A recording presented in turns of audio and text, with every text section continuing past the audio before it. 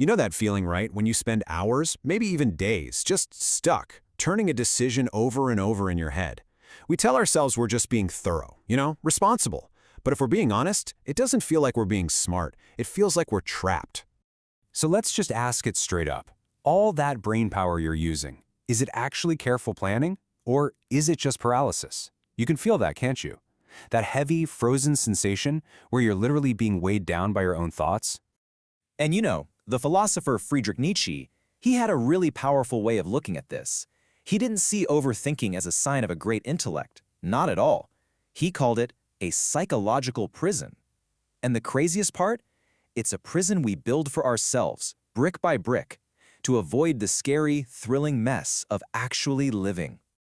So today, let's talk about the keys to unlock this prison. We're going to go through 9 pretty brutal truths about why we lock ourselves in, and we're going to start with the biggest lie we tell ourselves, the one about comfort. Okay, so here's the first hard truth to swallow. Overthinking feels like you're working towards a solution, but its real purpose isn't to find the truth. Nope, it's to keep you in a comfortable, familiar little bubble of doing nothing. So next time you're stuck in a loop, ask yourself, am I really looking for an answer? Or am I just looking for the comfort of not having to act? And this really breaks down why that prison is so dang appealing. Your mind is an expert at building this warm, cozy little maze of what-ifs. Why? Well, because as Nietzsche pointed out, the real truth is often cold. It's ugly, it's inconvenient. It is so much safer to run simulations in your head than it is to step out into the real, unpredictable world and actually do something. And that deep need for safety? Well, it leads us straight into our second truth. A massive chunk of our mental paralysis is actually about other people. We're not analyzing for ourselves, we're analyzing because we are terrified of what everyone else is going to think about our decision. Yeah, and look at this. This shows the gap perfectly. The illusion is that you're just trying to make the objectively right choice. But the reality? The thing you're really trying to do is avoid getting rejected. You're trying to dodge confrontation, criticism, or just a disappointed look from someone. Your own clarity is being held hostage by what you think they expect. Now this next one, it's a little sneaky, but it is incredibly powerful. Your procrastination, your paralysis, it's not always about laziness. A lot of the time, it's a subconscious loyalty, a promise you made to yourself to stay small so you don't make the people around you uncomfortable with your own success. Think about it. Maybe somewhere along the line, you learned a tough lesson, that when you shine too brightly, some people feel insecure. Maybe they pull away. So you adapted. You made this kind of unspoken contract with yourself to hit the brakes, to second guess, to delay your own progress, all to keep the peace and maintain the status quo. So how do we keep ourselves in that contract to stay small? Well, the mind plays this incredible trick on itself. It creates this powerful illusion that all this thinking, all this spinning is actually progress. Let's pull back the curtain on how that lie works. Okay, so many of us are just stuck. And why? Because we're waiting. We're waiting for the perfect mood to strike, for that magical burst of inspiration to hit us. But Nietzsche would tell you that waiting for motivation is basically just surrendering your own power. It's giving up control. So what's the antidote here? It's not motivation, it's discipline. And what's the difference? Well, motivation is a feeling, it comes and goes. Discipline is a choice. It's about deciding to act based on your core values, especially when it's hard. It's building your life on the solid rock of your principles, not the shifting sand of your emotions.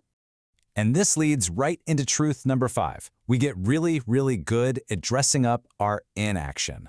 We invent these very responsible-sounding excuses. You know the phrases, let me think about it, I'll circle back, maybe next quarter. They sound professional, but really, they're just roadblocks we put in our own way. Wow, this quote it cuts right to the bone, doesn't it? That phrase, I need to think about it, is almost never about genuine consideration. It's a mask. It's a no that you just don't have the courage to say, either to someone else or, and this is usually the case, to yourself. And what's the ultimate escape hatch? The ultimate excuse? I don't know. Saying I don't know when deep down you do have an opinion or a preference, it becomes a habit. It's an addiction to uncertainty, because uncertainty feels safe. It means you don't have to take a stand. But every time you do it, you fracture your own integrity, just a little bit. So, why? Why do we go to all this trouble? Why build this whole elaborate prison for ourselves? Because, and this is the core of it, because real independent thought is actually dangerous. It has consequences in the real world, and on some level, we are absolutely terrified of them. I mean, we spend so much mental energy trying to sidestep any kind of pain or failure. We map out every scenario to avoid suffering, but Nietzsche saw pain completely differently. To him, it wasn't some poison to be avoided at all costs. It was a mirror, the only mirror, in fact, that could show you who you really are. By constantly running from pain, you're actually running from your own strength. And this is exactly why real thinking is so dangerous. Look, from the moment we're born, society is training us to fit in, to follow the rules, to conform. A life that's just a performance of what's expected is easy.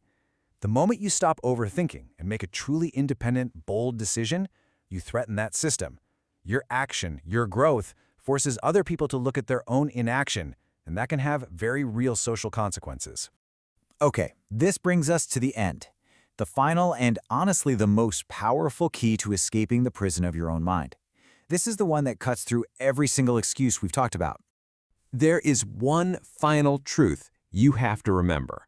One single concept that, if you truly absorb it, changes everything.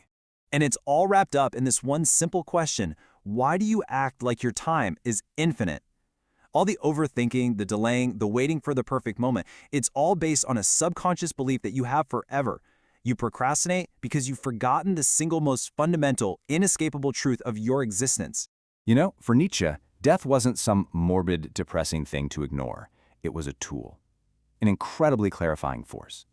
When you truly realize your time here is finite, all the noise just falls away. The people-pleasing, the fear of making a mistake, the endless calculations, they become ridiculous. It forces you to ask one question: what really matters right now? So at the end of the day, that's the choice, isn't it? Are you going to keep running calculations from the safety of your mental prison cell?